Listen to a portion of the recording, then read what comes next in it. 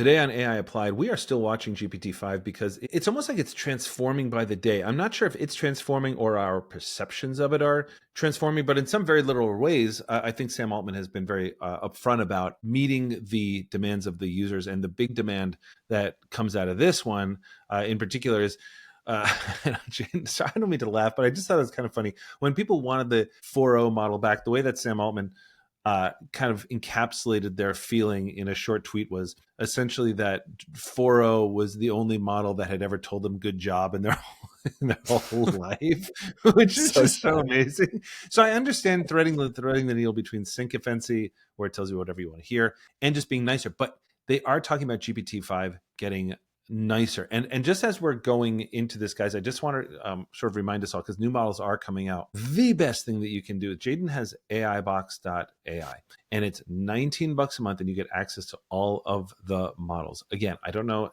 how this works from a business standpoint or how he pays for it or anything like that, but feel free to take advantage of this. It's unbelievable for a couple of reasons. First of all, again, if you're a power user like me, the amount that you spend on these tools is absolutely astronomical.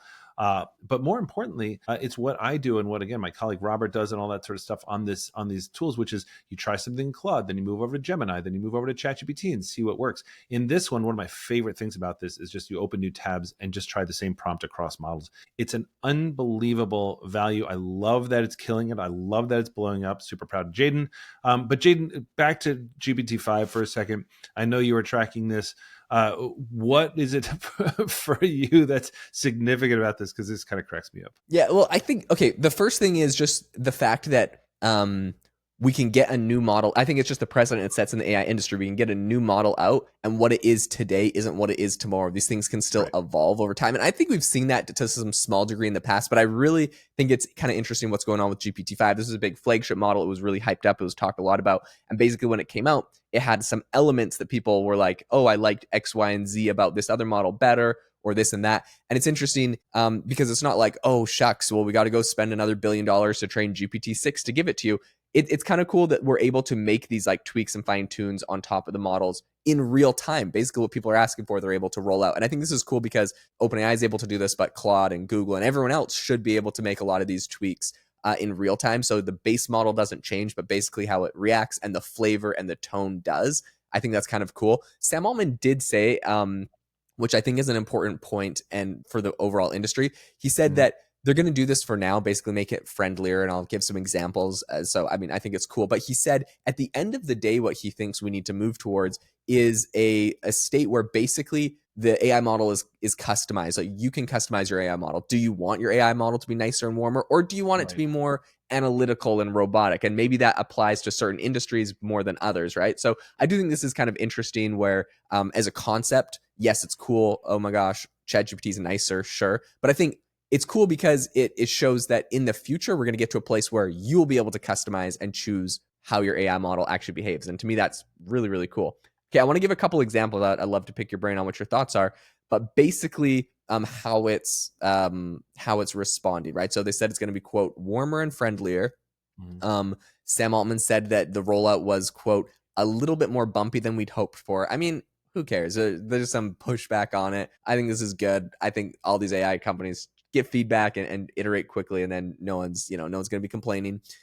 Basically what he said is that you'll notice small genuine touches like good question or great start. They're trying not to flatter you with it. But their internal tests show there's no rise in sycophancy, and it is compared to other previous GPT-5 personalities. So it's not like saying, oh yeah, you're the smartest person in the world, you should try to do something crazy. That's not a good thing. It's actually giving you better results, but it's just doing it slightly nicer. Which last point I want to bring up on this that I think is funny is the fact that in the past Sam Altman has like criticized saying thank you and please to an AI model because how many billions of dollars or compute it wastes. But like basically adding this warmer, friendlier tone and saying great work or nice job is basically doing that from their end too. So I think at the end of the day, it kind of just proves that making the model seem friendly is actually worth the effort. By the way, I'm all for the friendlier model, and we've said this, and Altman did say, in fairness, he's like, but we don't mind that spending the extra on the please and thank you because that kind of keeps us human, which I am all for, right? It's like Mhm. I don't know, I love when people say please and thanks to their Alexa, and if you love your ChatGPT like we do, like you just say please and thank you because it keeps you more human. Uh, but yeah, the problem with it wasn't sort of like how polite it was or anything like that. I think that some people did have a problem. I think Jaeden, I can't remember if you and I were talking about this meme where it was like GPT 4.0 and it had this woman, sort of like young woman, who was like in a rainbow wig and like smiling and giving somebody a hug, and then and then the same woman at GPT 5 was like goth, kind of like sitting there like in a corner kind of thing. And I don't know if it was that extreme, but the syncophancy problem, again, where if you guys have heard that and aren't sort of so familiar with it, it's just when it kind of compliments, like no matter what you say, you're like, oh yes, that's amazing. What a great response. Like, hey, I'm thinking about like ripping out my bathroom by myself and just started replacing it with a barrel. It'd be like, what an amazing, concept, right? I mean, it steers you in the wrong direction. It's not about something as small as how is this talking to me. It's something as large as pushing you in the wrong direction towards something because it's making you feel like your idea is the best ever. And I love this concept that you're bringing up, Jaeden, which is, well, don't we want to tailor our own things to sort of like respond to us? And they did it so quickly that I'm guessing that it was probably just a tweak in the system prompt and maybe not that hard to do. Now, in fairness, it could have gone really off the rails, and I don't know how they red teamed it that fast to put it out 24 hours later. But in fairness, I don't know about you guys out there, but like when I prompt ChatGPT, I'm always saying honest answers only. Like, hey, listen, just give me your actual opinion. And that's my own little prompt that I add in because I don't trust custom instructions all the time, to be totally honest. I just think they're too broad a brush. But so in the moment, I'm always saying that. But if I could, kind of give it custom instructions in a way that, I think would work and be effective, that's what I would want. Because listen, Jaeden, there's a reason why they made this sycophantic, why they made it so, oh my gosh, Conor, I can't, most brilliant idea I've heard all day, anything like that. The reason is people like it. They like being told that stuff. And I mean, you do, I do, we all sort of like being told that we're geniuses. But I like this balance of good question, great start, all that kind of stuff. It's perfect. It's sort of like it leads in with, it's kind of like the bad news sandwich kind of thing. Like it leads in with, hey, great question. In fact, that's actually probably not a great idea to rip out your bathroom and replace it with a barrel. But so, you're not, but here's, if you want to try that, here's how you do it. But again, I'm going to recommend you probably not do that. That's where you want, right? That's where you want to live. And I think it's this interesting question, Jaeden, to me anyway, of the responsibility of AI companies versus just giving people what they want, because there are companies that will just give you what you want, right? Like Grok, Yep. quote unquote, will kind of give you what you want. Meta, unfortunately, I think was doing a little bit of that too, to their detriment. But ChatGPT is, and Google, I would put in that same category of, they are market leaders now. Anthropic is always going to be pretty careful. I think they're market leaders. They have to be more careful. I think they're going in the right direction on this. Yeah, 100%. And I think also, like, part of my opinion on like basically why they're doing this is they're trying to appease everyone that had complaints. I think there's probably a lot of people that tried ChatGPT and like didn't really care, but there's like a small subset that's quite loud that requested this feature, so they're bringing it.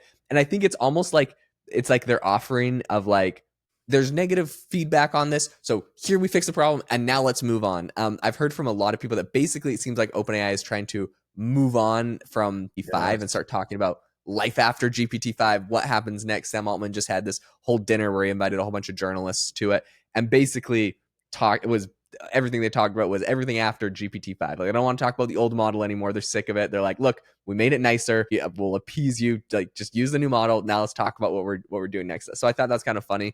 But I mean, overall, it's kind of true, right? When tech, there's all the hype about the newest thing, and then when the newest thing's out, you're on to the next thing. So it's not like he's going to be sitting there talking about it forever. So I do think that makes sense.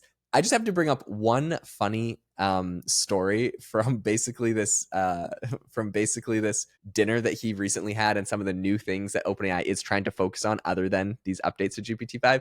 So apparently he had a bunch of journalists over, and they had like this dinner thing, and one of them saw that he didn't have a case on his iPhone and was like, "Oh, that's a bold move." And he said, he's like, OpenAI is currently building the most beautiful device you've ever seen, and if I see you put a device on that thing, I'll personally hunt you down.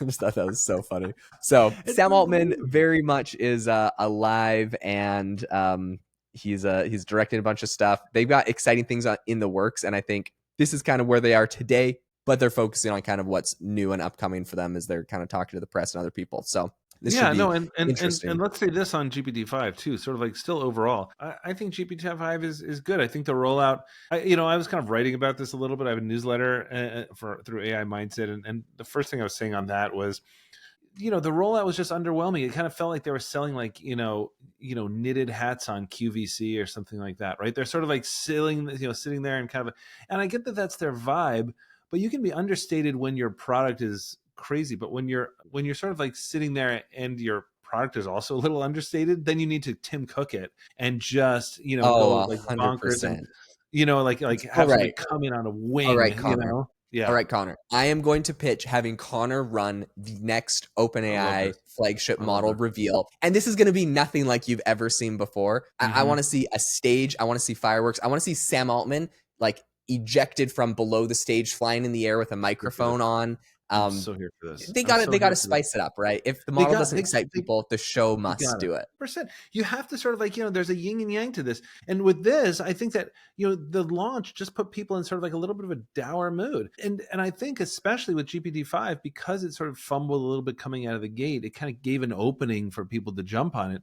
But Jaeden, in fact, and I kind of want to like, wrap it on this essentially, but GPT-5 is a great model. Do you know what I mean? Like it's really powerful. Sure. Is Yeah. it the giant leap? No, but they've been making tiny little leaps. This doesn't go from GPT-4 to GPT-5. I mean, they had like a ton of things in between, including reasoning models. And the thing I'm excited about is that it gives everybody access. It chooses your model for you, still gives you a little bit of flexibility. But by choosing your model, it's going to give so many people access to reasoning models. I think that this is going to help with adoption. And that's the kind of thing I care about. 100%. Yeah, well, we're excited. We'll keep you guys up to date on everything new that comes out and the adoption, which I believe this is helping to drive, which is a huge point. Thank you so much for tuning into the podcast today. If you learned anything new or if you enjoyed it, the number one thing that would help our show out is actually if you could just leave it a rating and review. I know everyone asks for them, but it really helps our show out a ton to basically get put into an algorithm to find more incredible people like yourself. So if you wouldn't mind, over on Spotify, it's the About tab you can click on. And on Apple, drop us a comment, leave us a review. We read them all. We really do appreciate them. And we hope you guys all have a fantastic rest of your day.